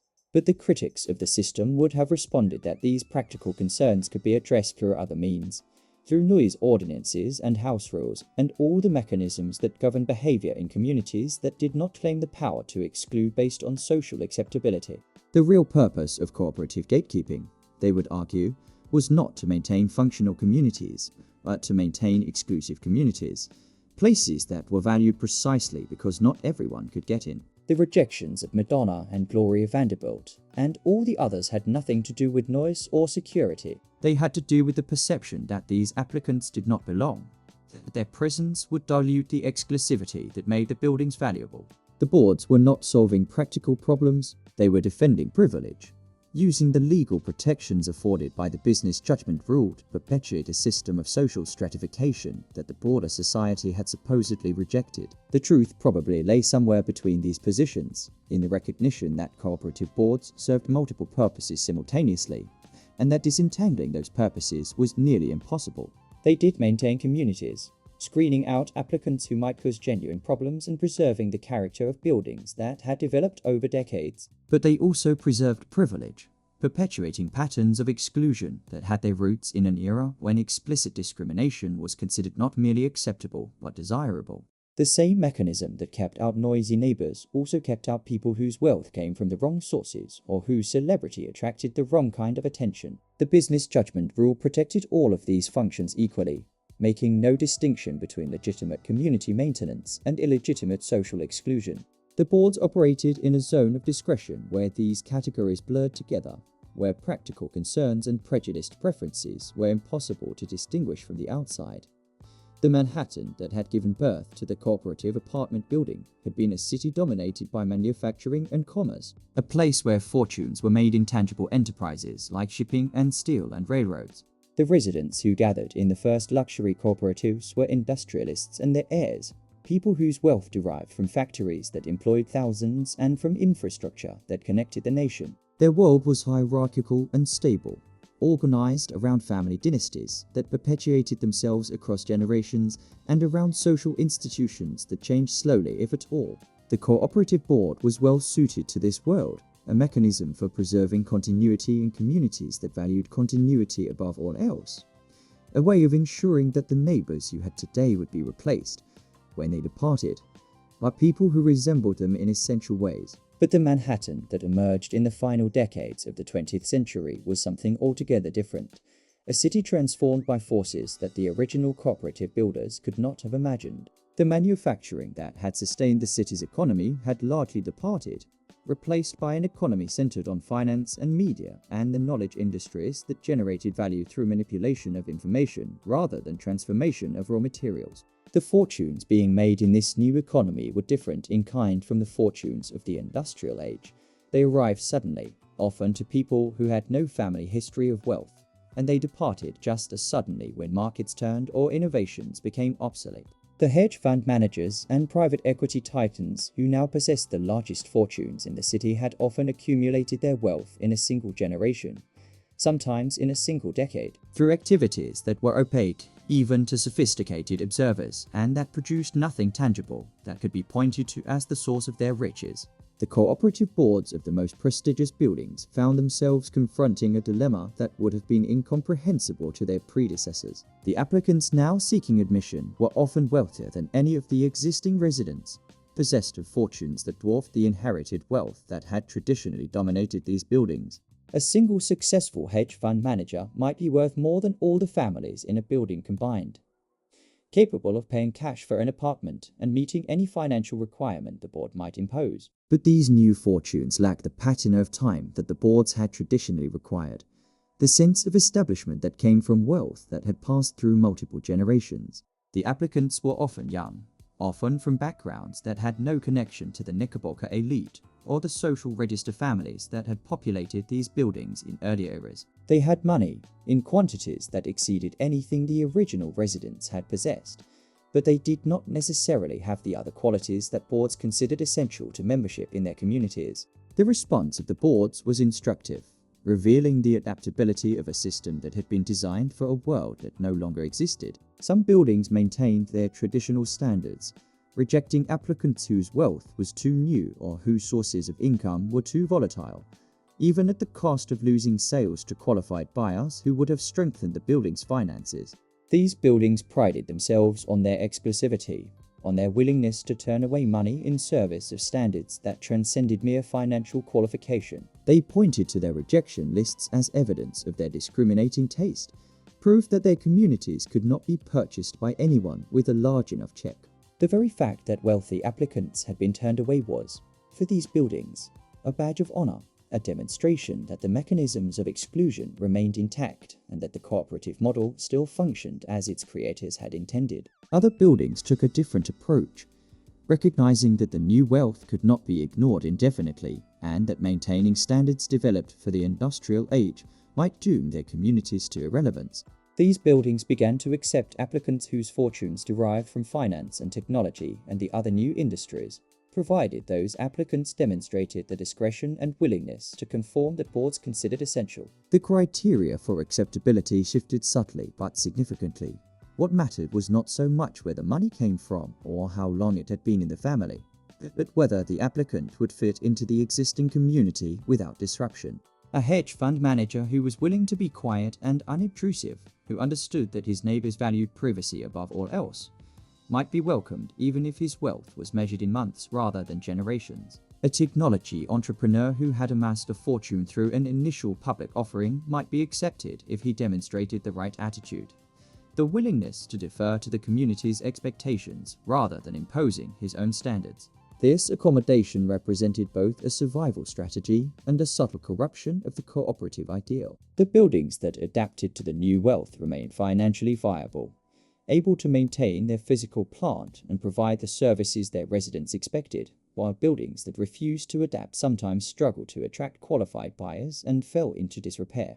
But the accommodation also changed the character of the buildings, introducing residents whose values and expectations were different from those of the families who had previously dominated. The hedge fund managers and private equity titans brought with them a different relationship to money, one in which wealth was not so much inherited as earned, not a legacy to be preserved, but a score to be maximized. They brought different expectations about service and amenities, standards calibrated to the five-star hotels and private jets that characterized their lives outside the cooperative. They brought, in some cases, a confidence that bordered on arrogance, an assumption that their financial success entitled them to deference from communities they were joining rather than requiring them to defer to those communities' established norms. The physical form of the buildings remained unchanged.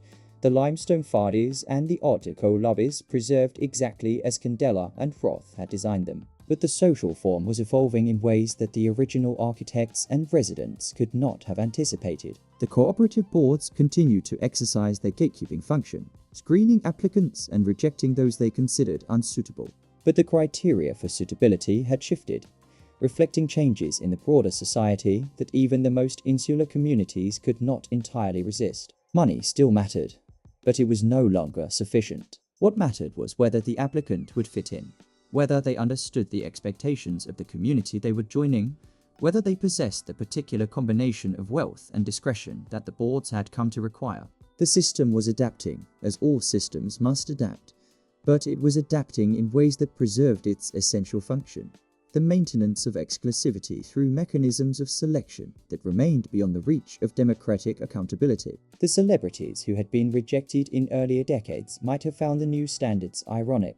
Madonna had been turned away in 1985 because of concerns about paparazzi and public attention, yet the hedge fund managers who were now being welcomed attracted attention of a different kind, scrutiny from regulators and journalists and critics who viewed their activities with suspicion. The new residents might not have fans gathered outside the building's entrance, but they faced investigations and lawsuits and the constant threat of exposure that came with operating in industries that were widely perceived as predatory or opaque. The exclusion of celebrities had been justified on grounds of protecting the building's privacy, but the admission of financiers brought its own forms of notoriety, its own potential for unwanted attention when markets crashed or deals went sour, or the public mood turned against the industries that had generated such enormous wealth. The financial crisis of 2008 provided a stark illustration of how the new wealth had transformed the buildings that housed it.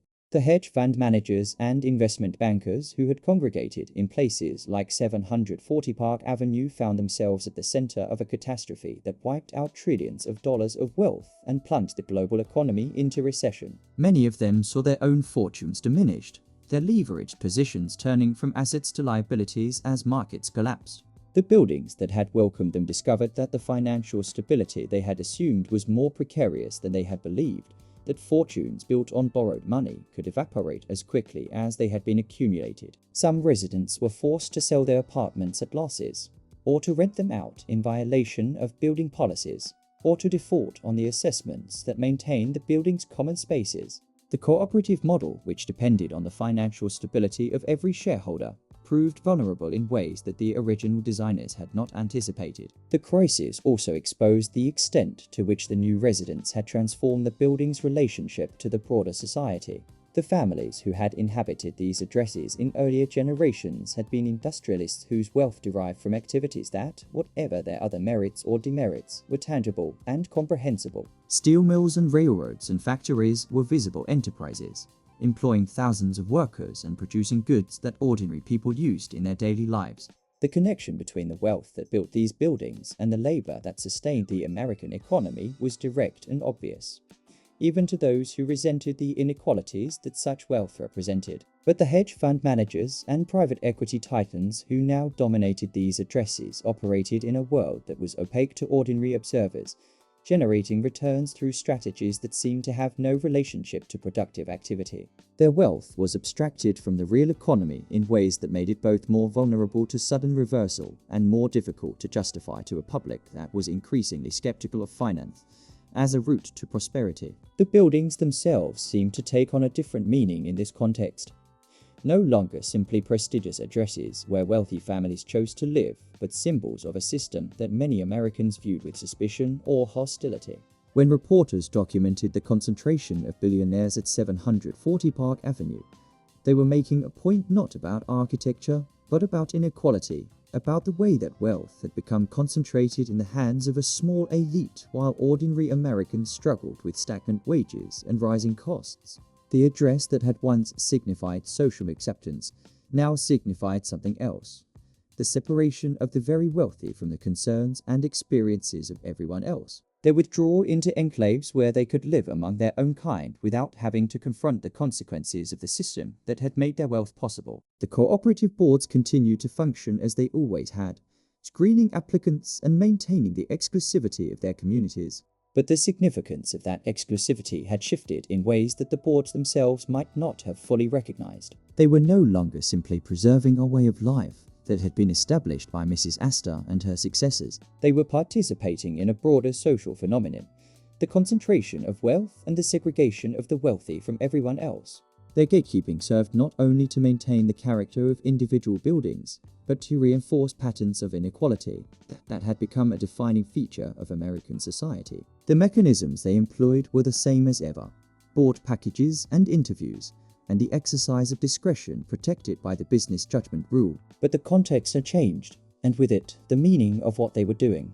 The buildings that had been designed to house the 400 now housed a different elite, one whose relationship to the rest of society was more tenuous and more contested than that of their predecessors. The old money families had been confident of their position, secure in the assumption that their wealth and their lineage entitled them to deference from those who possessed less.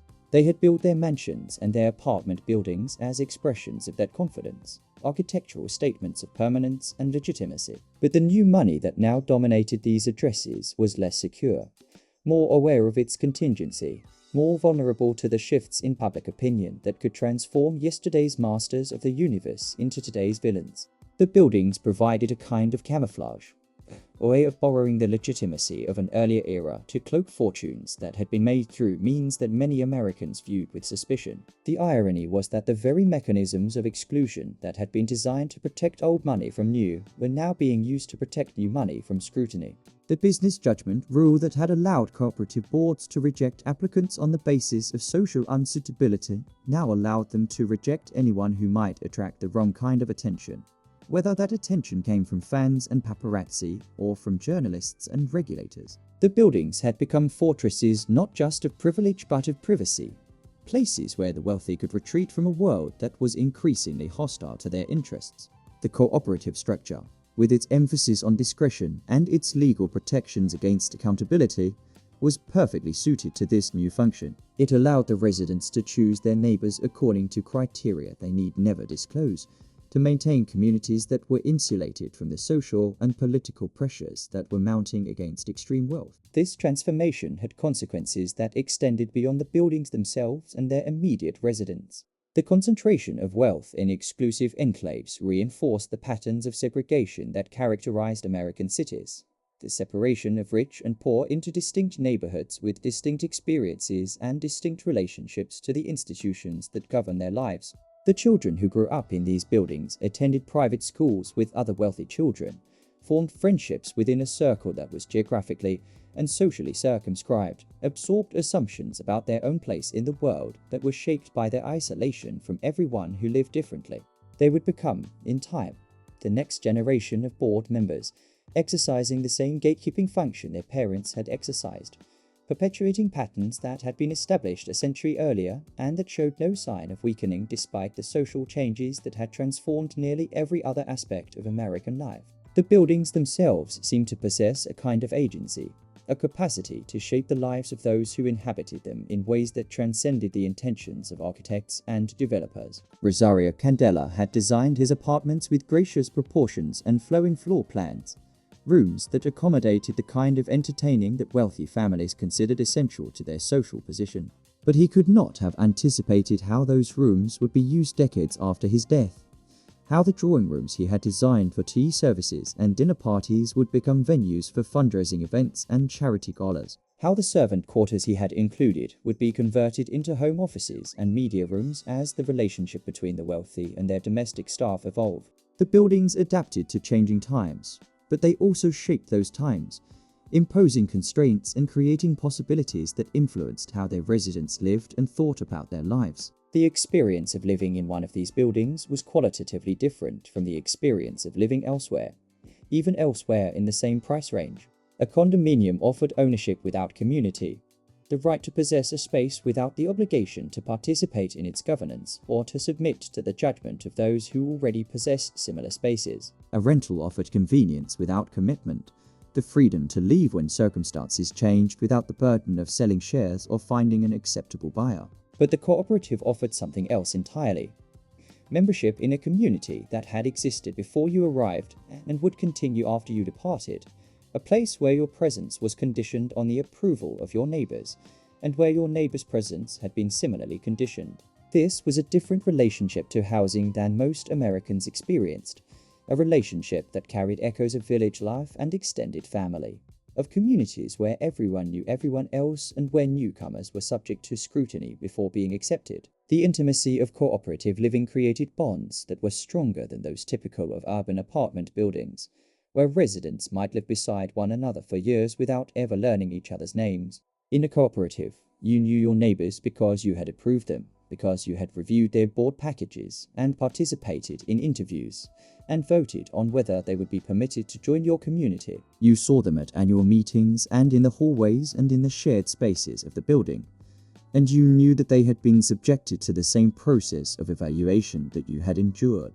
This shared experience created a kind of solidarity, a sense that everyone in the building had earned their place through a process that distinguished them from those who had been turned away. The exclusivity that the boards enforced was not just about keeping undesirable people out. It was about creating a sense of belonging among those who had been permitted to enter.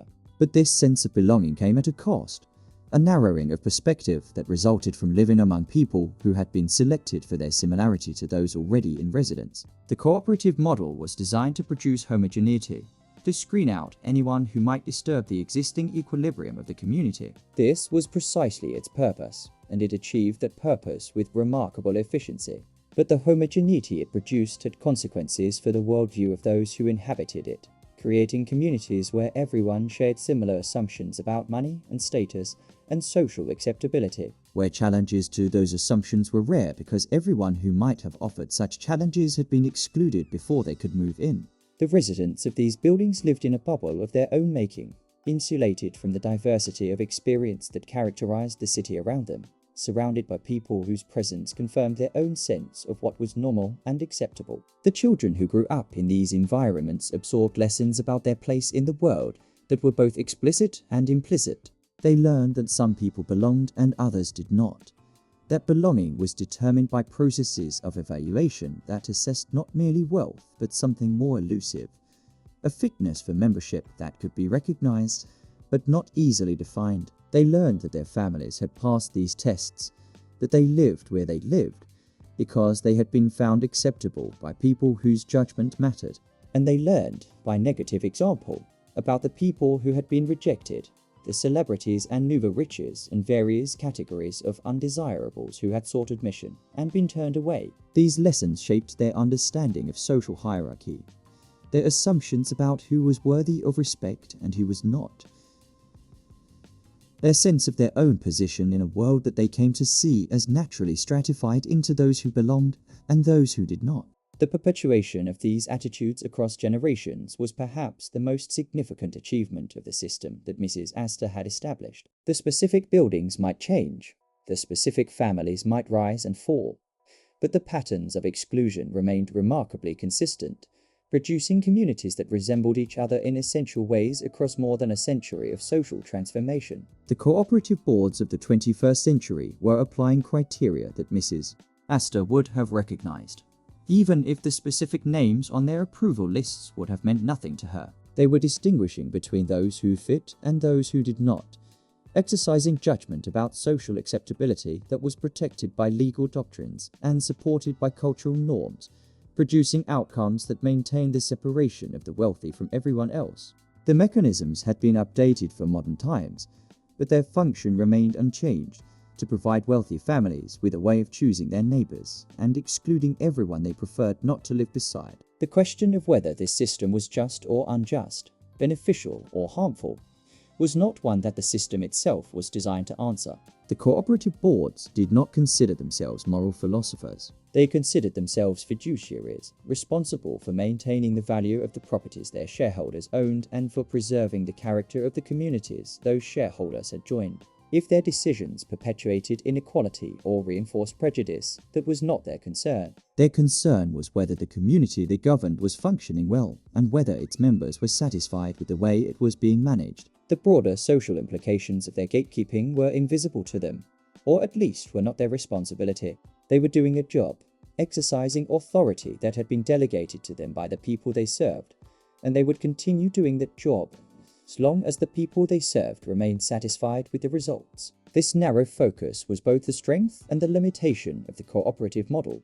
It was a strength because it allowed the boards to operate effectively within their sphere, to make decisions based on clear criteria and to enforce those decisions without being distracted by considerations that were beyond their competence or authority. It was a limitation because it prevented the boards from seeing themselves as participants in larger social processes, from understanding that the decisions they made had implications that extended beyond the walls of their buildings. The concentration of wealth in exclusive enclaves was not an accident. It was the result of countless decisions by countless boards, each one acting in what it perceived as the best interests of its particular community, none of them recognizing or accepting responsibility for the cumulative effect of all those decisions taken together. The buildings that housed these communities became landmarks of a sort, monuments to a way of life that was both admired and resented by those who observed it from outside. When tourists walked down Park Avenue or Central Park West, they looked up at the facades and wondered what life was like behind those limestone walls, what it felt like to live in apartments that cost more than most Americans would earn in a lifetime. The buildings projected an image of stability and permanence, of a world where money translated into comfort and security, where the chaos of modern life could be kept at bay by doormen and concierges, and the invisible mechanisms of exclusion that determined who was permitted to enter. This image was not entirely accurate, as the residents of these buildings knew well. Life inside was complicated by the same conflicts and disappointments that afflicted everyone, regardless of address. But the image persisted because it served a purpose, providing a screen onto which Americans could project their fantasies and resentments about wealth and its privileges. The residents themselves were often uncomfortable with this attention, preferring to live their lives without being observed or analyzed or held up as examples of anything in particular. They had chosen their addresses precisely because those addresses offered privacy, insulation from the public gaze that seemed incompatible with the kind of life they wanted to lead. The attention that their buildings attracted was an unwanted consequence of their success, a price they paid for living in places that had become symbols of a system that many Americans viewed with ambivalence or hostility. They could not control what people thought about them, could not prevent journalists from documenting the concentration of billionaires at 740 Park Avenue or photographers from capturing the comings and goings at the Dakota. The privacy they had sought was always partial, always contingent on the willingness of the outside world to leave them alone. The Dakota's transformation into a pilgrimage site after John Lennon's murder illustrated this tension in its most extreme form. The residents had chosen the building because it offered something close to anonymity, a place where even famous people could live without being constantly observed. Lennon himself had found a kind of peace there, raising his son and baking bread and living a life that was as close to ordinary as someone of his celebrity could manage. But the murder had changed everything, transforming the building from a haven of privacy into a monument to violence and loss, attracting visitors who felt entitled to gather at the entrance where Lennon had died and to commemorate his memory in ways that the building's residents found intrusive. The exclusivity that had drawn Lennon to the Dakota was powerless against the public grief that his death had unleashed. Yoko Ono's response to this situation was remarkable for its generosity and its understanding of the relationship between private grief and public memory. Rather than fighting to restore the privacy that had been lost, she had worked to create a space where public mourning could occur without intruding on the building itself. Strawberry Fields became that space, a memorial in Central Park that was visible from the Dakota's windows but was physically separated from the building by the width of Central Park West. The mourners could gather there, leaving flowers and singing songs and remembering the man who had been killed, while the Dakota's residents went about their lives behind walls that provided at least the illusion of insulation from the world outside. The memorial acknowledged what had been lost while preserving what remained, creating a boundary between the public and the private that allowed both to coexist. The history of these buildings, taken together, told a story about American wealth and the mechanisms by which it was preserved and transmitted across generations. It was not the story that the residents themselves would have chosen to tell, a story of exclusion and privilege and the perpetuation of inequality. It was a story about how wealthy families had adapted to changing circumstances, finding ways to maintain their position, even as the world around them was transformed by forces they could not control. The mansions of the Gilded Age had given way to the apartment buildings of the 20th century, and those apartment buildings had been transformed into cooperatives where the power to include and exclude was vested in boards that answered to no one outside their own communities. The mechanisms changed, but the function remained constant, to provide wealthy families with a way of separating themselves from everyone else, of living among their own kind in communities they controlled. The cooperative board was the final expression of this impulse, the most refined and effective mechanism yet devised for maintaining social exclusivity in a democratic society. It required no explicit acknowledgement of its exclusionary purpose. It operated through discretion and silence, through the exercise of judgment that was protected by legal doctrine from any accountability to those who were affected by it. The rejected applicant could speculate about the reasons for rejection, could wonder whether the board had been motivated by prejudice or caprice, but could never know for certain because the board was under no obligation to explain. The power was absolute within its sphere, limited only by the civil rights laws that prohibited discrimination on certain specified grounds and by the pragmatic consideration that too many rejections might damage the building's reputation and make it harder to attract qualified buyers. The buildings themselves would endure, their limestone facades and Art Deco lobbies maintained by assessments and renovations that preserved their physical character for future generations. The names of their residents would change, as names had always changed, as one generation gave way to the next and as fortunes rose and fell with the fluctuations of markets and the accidents of inheritance. But the character of the communities they housed would remain recognizable, shaped by the same mechanisms of selection that had operated since the first cooperative boards had been established nearly a century ago. The children who grew up in these buildings would become the board members of the future, exercising the same gatekeeping function their parents had exercised, perpetuating patterns that had proven remarkably resistant to the forces of change that had transformed nearly every other aspect of American life. Mrs. Astor would have recognized these communities immediately, would have understood without explanation the criteria by which membership was determined and the processes by which undesirable applicants were excluded. The vocabulary had changed. Board packages instead of calling cards, interviews instead of social calls, financial statements instead of genealogies. But the essence remained unchanged, the ancient human impulse to distinguish between those who belonged and those who did not, to create boundaries around communities, and to enforce those boundaries against anyone who sought to cross them without permission. This impulse had found in the cooperative apartment building its perfect institutional expression, a mechanism that was legally protected, socially accepted, and remarkably effective at preserving the exclusivity that wealthy families had always sought. The question was not whether the system would continue. It was what that continuation meant for a society that proclaimed its commitment to equality while tolerating mechanisms of exclusion that made a mockery of that commitment. The morning light that fell across Central Park in the early hours illuminated a landscape that Mrs. Astor would not have recognized, but whose social geography she would have understood instantly. The park itself remained, the great green rectangle that Frederick Law Olmsted had designed as a democratic space where all classes could mingle and enjoy the pleasures of nature. But the buildings that surrounded it told a different story, a story of separation and stratification that belied the democratic pretensions of the open space they overlooked. On the eastern edge, the limestone towers of Fifth and Park Avenues rose like sentinels guarding the wealth that had accumulated behind their walls. On the western edge, the twin towers of the San Remo and the Majestic and the El Dorado announced their presence to anyone who cared to look, their silhouettes as recognizable as any landmark in the city. Within these buildings, the morning routines of the wealthy proceeded according to patterns that had been established generations ago and that showed no sign of changing. Staff members arrived through service entrances, beginning the daily work of maintaining households that still required armies of support, despite all the technological advances that had simplified domestic labor for everyone else. Doormen greeted residents by name, knowing without being told which members of each family were expected and which guests had been announced. The lobbies and hallways and elevators hummed with the quiet activity of a world that had developed its own rhythms and customs, its own ways of signaling status and recognizing belonging. The buildings functioned like small towns, self-contained communities where everyone knew everyone else and where strangers were immediately identifiable as such.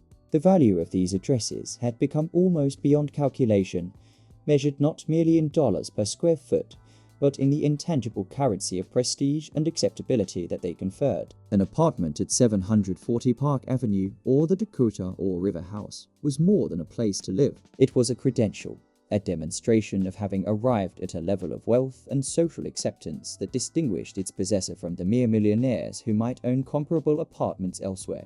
The price of such an apartment was high, often exceeding $50 million for the most desirable units.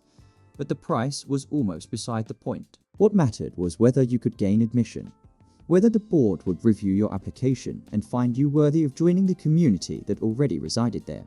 Money was necessary, but not sufficient. What you needed was the quality that boards had been seeking for more than a century, that ineffable combination of wealth and discretion and social acceptability that could be recognized but never defined. The families who possessed these credentials guarded them carefully, understanding that their position depended on maintaining the exclusivity that made their addresses valuable.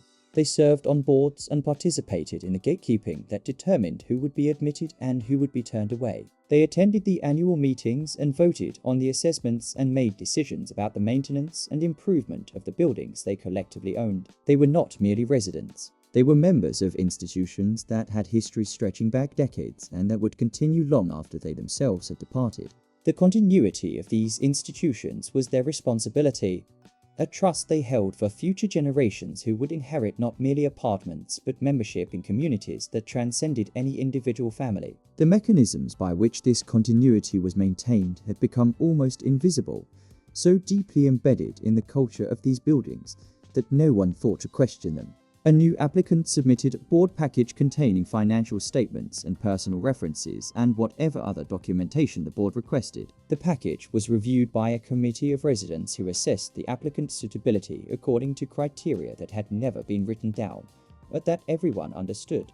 If the committee was satisfied, the applicant was invited for an interview, an encounter designed to assess those qualities that could not be captured in documents: demeanor, attitude, the subtle signals of belonging or not belonging that experienced board members had learned to detect. If the interview went well, the board voted on the application, and if the vote was favorable, the applicant was permitted to purchase shares and take up residence. If the vote was unfavorable, the applicant was informed that the application had been denied, without explanation and without appeal. The simplicity of this process masked its extraordinary power. Within the space of a few weeks, the board of a cooperative apartment building could make or break an applicant's attempt to achieve what was considered the pinnacle of residential success in New York City. The board could reject a billionaire who had arrived with sufficient funds to purchase the apartment outright, or it could accept an applicant of more modest means who demonstrated the qualities the board considered essential. It could turn away celebrities whose presence might attract unwanted attention, or it could welcome them if they demonstrated an appropriate commitment to discretion. It could exclude applicants on grounds that would never be stated and that the applicants themselves might never understand, leaving rejected buyers to wonder whether they had been found wanting financially, socially, or in some other dimension they could not identify. The legal protections that surrounded this process ensured that it would remain essentially unaccountable, subject to challenge only in cases where discrimination on prohibited grounds could be proven beyond the board's denial.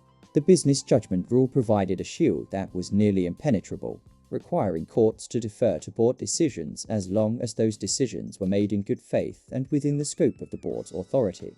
Applicants who believed they had been discriminated against faced the burden of proving that discrimination, a burden that was almost impossible to meet when the board was under no obligation to explain its reasoning and when the criteria for acceptability had never been articulated. The system was designed to be opaque, and its opacity was its strength, protecting the exercise of social judgment from scrutiny that might reveal the prejudices and preferences that informed that judgment.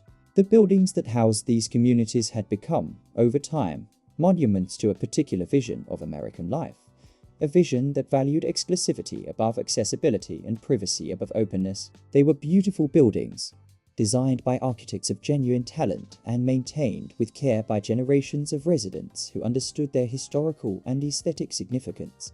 They offered a way of living that combined the grandeur of the Gilded Age with the conveniences of modern life. Spaces that were at once comfortable and impressive, suited to entertaining on a scale that most Americans could not imagine. They were, in their way, achievements of which their architects and original residents might have been proud, physical expressions of aspirations that had animated American wealth for more than a century. But they were also expressions of something else, something less admirable and more troubling. They were expressions of the desire to separate, to create barriers between those who possessed wealth and those who did not, to live in communities where everyone had been vetted and approved and where no one would disturb the assumptions and expectations that the wealthy brought to their lives. The cooperative board was the instrument of this separation, exercising power that was constrained only by the willingness of the wealthy to submit to scrutiny from their peers. The rejected applicants were collateral damage, casualties of a system that valued homogeneity over diversity and privacy over transparency.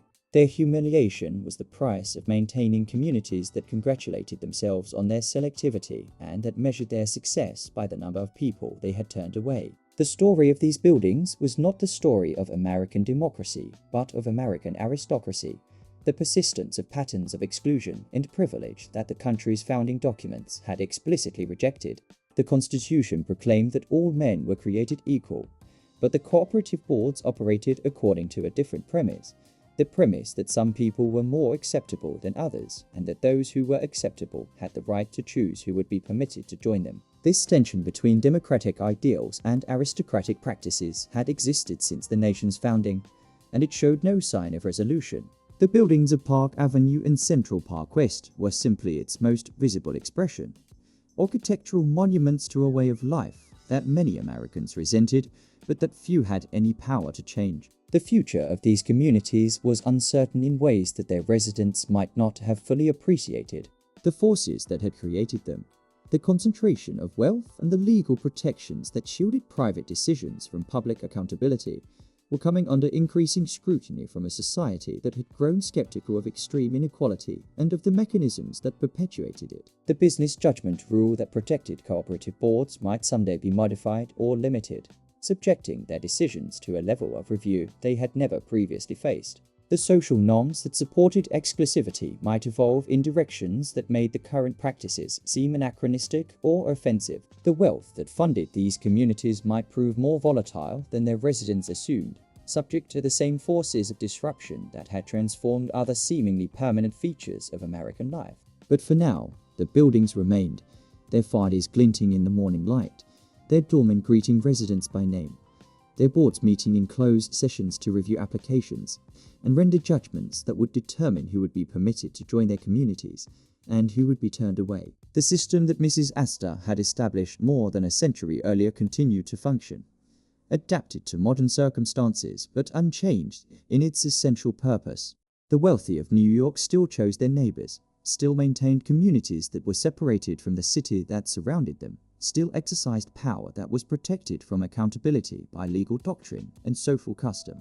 The cooperative apartment building remained what it had always been, a mechanism for preserving privilege, a fortress against the democratizing forces that had transformed so much else in American life, a monument to the enduring human impulse to distinguish between those who belong and those who do not. The light that fell across Central Park on any given morning illuminated two worlds that coexisted without quite touching. One was the world of the park itself, the democratic space where anyone could walk or run or sit on a bench and enjoy the beauty that Olmsted had created. The other was the world of the buildings that surrounded it, the exclusive enclaves where admission required passing through gates that were controlled by people who owed nothing to anyone outside their own communities. These two worlds were separated by streets that anyone could cross, by sidewalks that anyone could walk, by entrances that were visible to all but accessible only to those who had been found worthy of admission. The distance between them was measured not in feet, but in the mechanisms of selection that determined who would be permitted to enter and who would remain forever on the outside looking in. The people who lived in these buildings did not think of themselves as participants in a system of exclusion. They thought of themselves as residents of desirable addresses, members of communities that maintained certain standards, people who had earned their places through a combination of financial success and social acceptability. The gatekeeping that had made their residency possible was invisible to them, or at least was not something they dwelt upon. They had passed the tests that had been set for them, had been found acceptable by the boards that controlled admission, had taken their places in communities that welcomed them as members. What happened to those who had been rejected was not their concern. Their concern was the life they led within the walls that had been opened to them, the neighbors they had been given, the community they had joined. But the rejected applicants knew something that the successful ones might not have fully appreciated, that the system was not merely selective but arbitrary, that the criteria for acceptance were never fully articulated and might not be consistent from one application to the next, that fortune and connections and the ineffable quality of seeming to belong might matter more than any objective measure of qualification. They knew that they had been found wanting by a process that would never explain itself, that they had been turned away from communities that had decided, for reasons that would remain forever obscure, that they were not the kind of people who should be permitted to live there. This knowledge was humiliating in a way that few other experiences in American life could match, a demonstration that wealth and accomplishment were insufficient to guarantee acceptance, that there were standards being applied that transcended anything that could be objectively measured. The buildings would endure, as they had endured through depressions and wars, and social transformations that had changed nearly everything else about American life. Their limestone facades would continue to signal permanence and explosivity. Their doormen would continue to greet residents by name and to turn away visitors who had not been announced. Their boards would continue to meet in closed sessions, reviewing applications and exercising the discretion that had been granted to them by law and custom. The system that Mrs.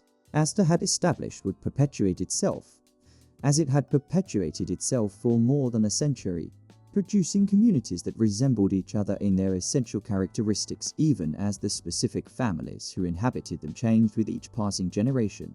This was the legacy of America's old money, not merely wealth, but the mechanisms by which wealth was converted into social position, and by which social position was defended against those who possessed wealth without the other qualities that the gatekeepers considered essential. The cooperative apartment building was the crowning achievement of this legacy, an institution that combined financial investment with community membership, that gave wealthy families the power to choose their neighbors and to exclude everyone they preferred not to live beside. It was a status weapon of remarkable effectiveness, deployed against celebrities and newcomers and anyone else whose presence might disturb the equilibrium that the existing residents had established. And it would remain a status weapon for as long as the wealthy of New York continued to value exclusivity, for as long as the laws protected their right to exercise their judgment, for as long as the mechanisms of selection continued to operate in the shadows where no one outside the community could observe them. The morning light continued to fall across Central Park, illuminating the democratic space that lay at the heart of the city and the exclusive enclaves that surrounded it. The contrast between them was stark and unmistakable, but it was a contrast that most New Yorkers had long since accepted as part of the natural order of things. The wealthy lived in their buildings, behind their gates, protected by their boards. Everyone else lived elsewhere, aware of the buildings that housed the wealthy, but with no expectation of ever being admitted. The separation was complete and seemed permanent, maintained by mechanisms that were as durable as the limestone that clad the buildings themselves. Mrs. Astor's world had not disappeared. It had simply taken a different form, adapting to circumstances she could not have anticipated, but preserving the essential function she had established, the drawing of lines between those who belonged and those who did not, the maintenance of exclusivity in a society that proclaimed its commitment to equality, but that tolerated, indeed celebrated, the mechanisms by which the wealthy separated themselves from everyone else. The buildings stood as they had always stood, silent witnesses to a century of social history, monuments to the enduring power of wealth to create and maintain boundaries. Their stories were the stories of the families who had inhabited them, the boards that had governed them, the applicants who had been welcomed, and the applicants who had been turned away. But they were also the stories of a city and a nation, of the tensions between democracy and aristocracy that had shaped American life from its beginning, and that showed no sign of resolution. The cooperative apartment building was both symptom and cause of these tensions, an institution that reflected existing inequalities and that perpetuated them across generations. Its future was uncertain, but its past was clear, a history of exclusion, of gatekeeping, of the exercise of power in the service of privilege. That history continued into the present, written not in documents, but in the decisions of boards that met in closed sessions and that rendered judgments from which there was no appeal. The buildings endured, and the system endured, and the wealthy continued to choose their neighbors, as they had chosen them for more than 100 years, according to standards that would never be fully revealed, but that everyone who mattered understood. Page